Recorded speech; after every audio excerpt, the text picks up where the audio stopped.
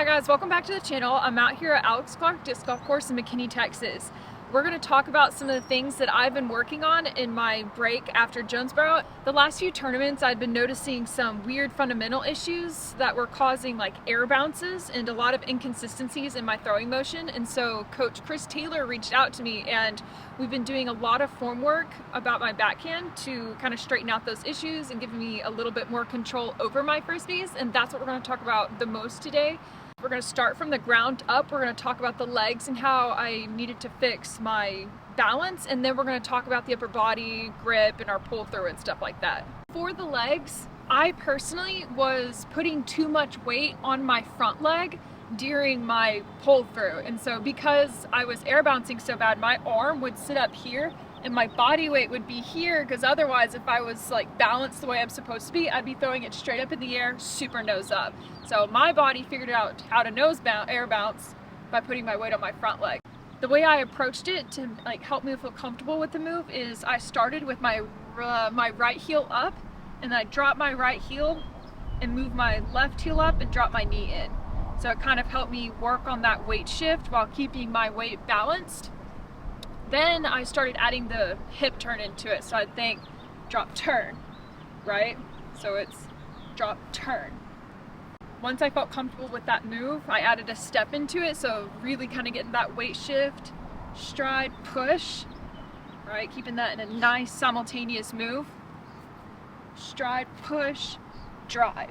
When I started pairing it with the upper body, I had to kind of convince myself of a few things. One of them was keeping my disc super out and away from my body and low, because I like to pull up like this and then come down through here, instead of I needed to bring my elbow like this and keep my hand underneath my elbow when I started that move. And I also really focused on keeping the back of my hand like parallel and away from my body, so not letting it getting turned in like this, so I'm not pulling like that, I'm pulling like this. Right? So I'm kind of feeling like this part of the disc is coming through here and staying level with my forearm. So when I started pairing it with my legs, I started with my right heel up, shoulders separated, my arm nice and relaxed away from my body, and then I pushed. Right? So when I start driving off that back leg, that arm is instinctively going to come in like this. Right? Nice, relaxed, away. And then when it was time to use my hip, it'll pop. Right? So you're kind of at a 45-degree angle as it pops. So when I got comfortable kind of mimicking that move, I started kind of adding that weight shift step that we talked about earlier. So I kind of bring into like my feet parallel, disc is already set and out from my body, and I'm actually watching and focusing on my arm the most, because this is the biggest problem for me. So I would stride, pop, right? Stride, pop, and then let it go through.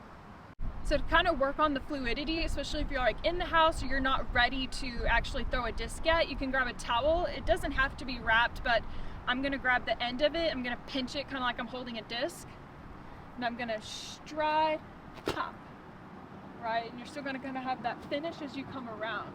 And so the timing that you're focusing on when you start driving your hip, you want to like pop it through at the same time. Right, that's the timing and where you're going to get the most power out of your throw. You can also do these as a walk-up.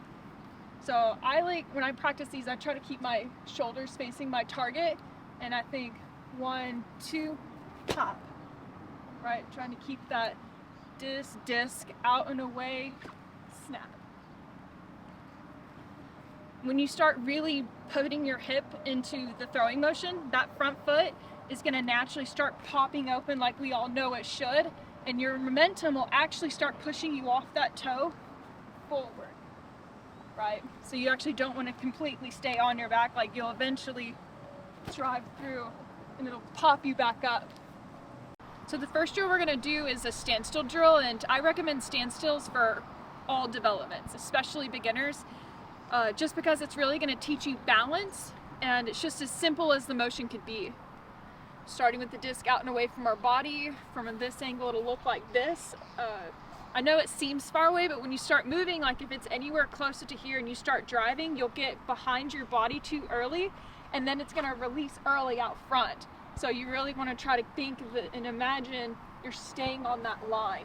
I'm going to throw a couple demonstrating the visual difference of like keeping the disc out and away from your body, keeping it on line, and then it getting behind your body and releasing early.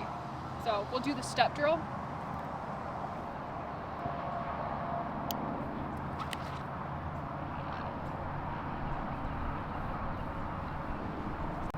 That throw was an example of me keeping the disc out and away from my body and staying on a very straight line to my target. This one will be the demonstration of rounding or keeping it too far behind my body.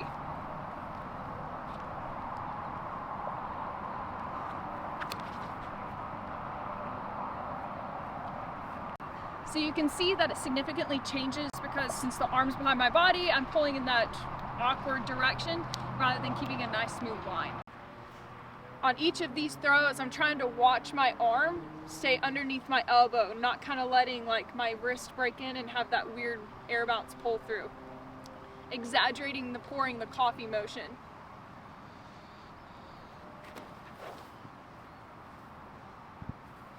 Something to make sure you're thinking about while you're setting up your arm, you want to kind of make sure, if you're thinking about hyzer, you want to try to keep your arm on that same plane as you come around. Like some people have like talked about the hula hoop thing. When I started air bouncing, like I would come here and my arm would finish off plane, like off axis plane, and so my discs would like burn a lot and then get a ton of wobble and I lose a lot of spin and speed. So you really in this standstill move want to kind of train that hula hoop move, right? Trying to force yourself to stay on that plane. The next drill that you can do once you feel comfortable with your standstills is adding one step, and so you can kind of help feel your weight shift. About hips, shoulder width apart. Same kind of thought about your ankles. You're just gonna think step, pow. And you're trying to feel as soon as that toe starts reaching and touching, you'll feel that separation in your shoulder, not your arm, but your shoulder. Then you think, drop and pop. Even in this drill, you may or may not have follow through. It just kind of depends on how you're using your back leg. If you feel comfortable, you can start training your head to stay on the target during that move. So it's just whenever you feel comfortable and you know that your arm plane is working.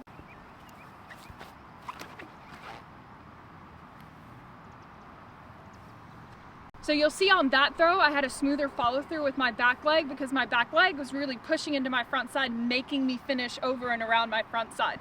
So what you should feel once you get through here and you're driving your back hip, your front toe is your back toe is gonna push you around off that move. So you'll kind of feel a little push through.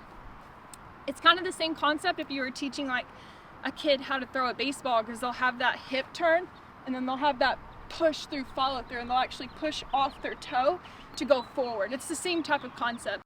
So you can do these drills at all angles. I started off working on hyzers because that was my weakest consistent shot, and then I moved it and translated it to flat or my default, and then I moved it to Annie. So each drill, every angle. Alright guys, I hope you learned something. If you have any questions, drop them in the comments. Make sure to like and subscribe, and I'll see you guys on the next one.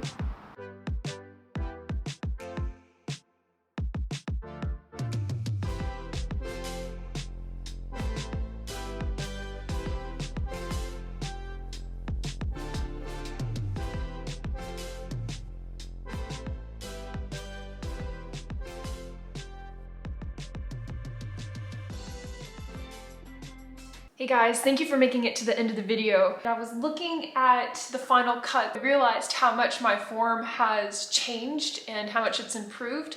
And I'm going to be making another video on the differences, and I'm going to show you and walk you through those differences. It's amazing how consistent my angle release is, and so I'm able to like learn my discs. I'm able to purposefully and intentionally perform. This is a journey for me, and I wanted to show you and talk about in the next video what the real versus feel differences are from this video versus the next video.